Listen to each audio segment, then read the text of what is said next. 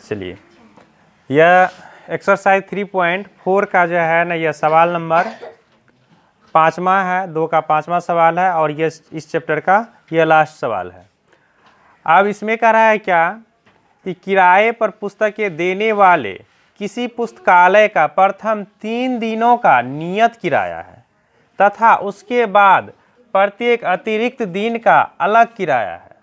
सरिता ने 7 दिनों तक एक पुस्तक रखने के लिए 27 रुपये अदा किए, जबकि सुशी ने एक पुस्तक 5 दिनों तक रखने के 21 रुपये अदा किए। नियत किराया तथा प्रत्येक अतिरिक्त दिन का किराया ज्ञात कीजिए। इससे पहले एक क्वेश्चन एग्जाम्पल में हमने पढ़े थे, किस चीज़ के बारे में? टैक्सी के भाड़े के बारे में पढ़े थे, नहीं? और उसी तरह यहाँ पे दिया हुआ है कि एक पुस्तकालय है और उस पुस्तकालय से जब आप पुस्तक लेते हैं तो उस पुस्तक का जो है ना 3 दिन तक अगर आप पुस्तक रखते हैं तो उसका एक क्या है? नियत किराया है। ठीक है, जब हम पुस्तकालय से पुस्तक लेते हैं तो उस पुस्तक का जो है ना एक नियत किराया लगता है। फिर उसके बाद अगर जो है ना आप अलग दिन रखते हैं तो उसका चार्ज अलग लग जाता है।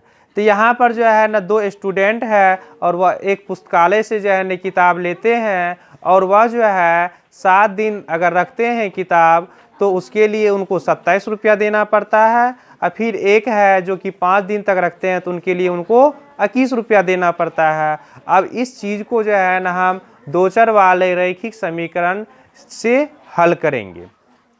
चलिए, इसके लिए हम सबसे पहले समीकरण बना लेते हैं। तो सबसे पहले हमें मानना पड़ेगा क्या? हम मान लेते हैं माना कि प्रथम 3 दिन का नियत किराया, प्रथम 3 दिनों का नियत किराया x रुपया। ठीक है, उसके बाद प्रत्येक अतिरिक्त दिन का किराया, प्रत्येक अतिरिक्त दिन का किराया। प्रत्येक अतिरिक्त दिन का किराया क्या मान लेते हैं? y मान लेते हैं। ठीक ना? चलिए, अब एक चीज आपको इसमें जो है ना करना क्या होगा कि हमको दिन का संख्या कितना दिया है? 7 दिया है। तो अब 7 दिन जो है तो 7 दिन में तो उसको 3 दिन का तो भाड़ा जो नियत है वही लग रहा है। 7 दिन जो दिया हुआ है तो 7 दिन में तो 3 दिन का भाड़ा नियत ही लग रहा है। तो 4 दिन है ना वह अतिरिक्त किताब रखा ना।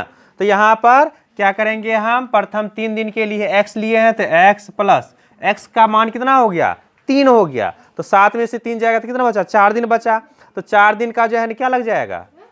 अतिरिक्त भाड़ा लगेगा। तो 4 दिन को हम क्या करेंगे? y से मल्टीपल कर देंगे।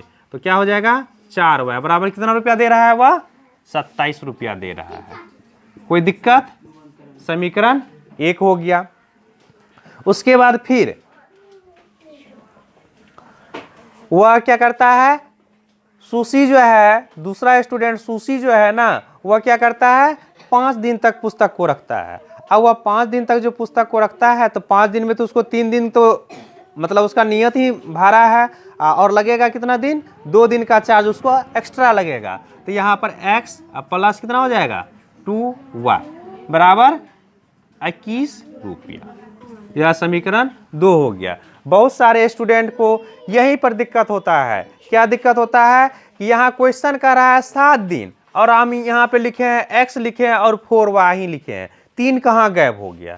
तो यहाँ पे सबसे पहले हमें ध्यान देना है क्या कि प्रथम 3 दिन यहाँ दे दिया है।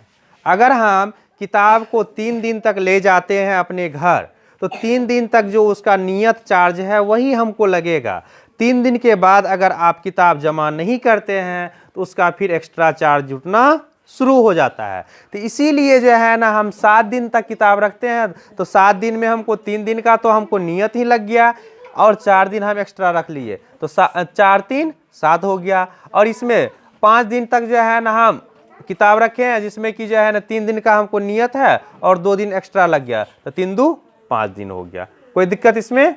चलिए, अब इसको हम हल करते हैं। अब हल करने में देखिए कि कितना इजी हो गया हमको। इजी क्या है, तो दोनों x का मान दोनों में देख रहे हैं क्या है, इक्वल इक्वल है। तो यहाँ पर हम क्या करेंगे, घटा देंगे। तो यहाँ भी माइनस, यहाँ भी माइनस और यहाँ भी माइनस लिख दीजिए। यहाँ पर क्या करने पर, घटाने पर। कोई दिक्कत, x से x कट जाएगा। यहाँ 2y में से 4y में से 2y घट जाएगा तो क्या बच जाएगा, 2y प्लस में बच गया। 27 में से 21 घटेगा तो क्या बच जाएगा, 6 बच जाएगा। तो y बराबर क्या हो जाएगा, 6/2, 3 दूना 6। तो y बराबर कितना निकल गया, 3 निकल गया। अब लिखिए यहाँ पर समीकरण 1 में y का मान रखने पर, समीकरण 1 कितना है, x + 4